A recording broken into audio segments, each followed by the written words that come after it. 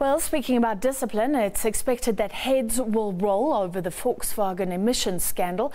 The German car maker has admitted that it used software in its diesel cars that deceived regulators in the United States, measuring toxic emissions.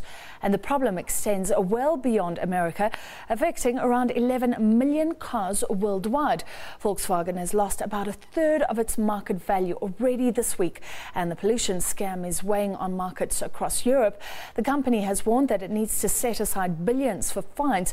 There could, of course, be a hefty bill for recalls and replacements. Volkswagen has manufacturing operations in South Africa. It recently announced a new phase of major new investments in Uitenhage in the Eastern Cape. It said that an estimated 4.5 billion rand would be ploughed into the local market. In terms of facilities and training, the status of that investment is now unclear. VW not responding to our requests for information. Let's get the latest.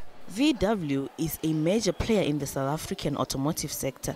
It says the scandal does not affect its South African operations, as none of the cars it produces locally is exported to the US market.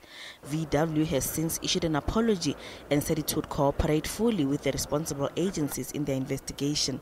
The South Korean government has now announced it will conduct emission tests in mid-October on 3 VW models and will issue a recall if the car maker is found to have cheated on air pollution standards there. France has requested a Europe-wide probe into the revelations. The accusations stem from a 2012 probe where it was discovered VW models displayed higher levels of nitrogen oxide emissions than permitted by law in the US. We were aware through our testing and other testing that light-duty diesel vehicles or passenger diesels, their NOx emissions were very high in Europe. And so we thought, you know what? Let's test a couple of light-duty diesel vehicles, passenger diesels here in the United States, and show that you can actually meet the standards, not only in the test, but also in real-world driving conditions. We were disappointed to find out that at least for some of the vehicles, that was not the case. And the excess emissions were very high, between 5 and 30 times what the legal limits were. In May 2014, the International Council for Clean Transportation alerted the Environmental Protection Agency and the California Air Resources Board about their findings. Under real-world operating conditions, the emissions levels were much higher than the certification levels that the manufacturers had reported to the regulatory agencies when they were applying for certification.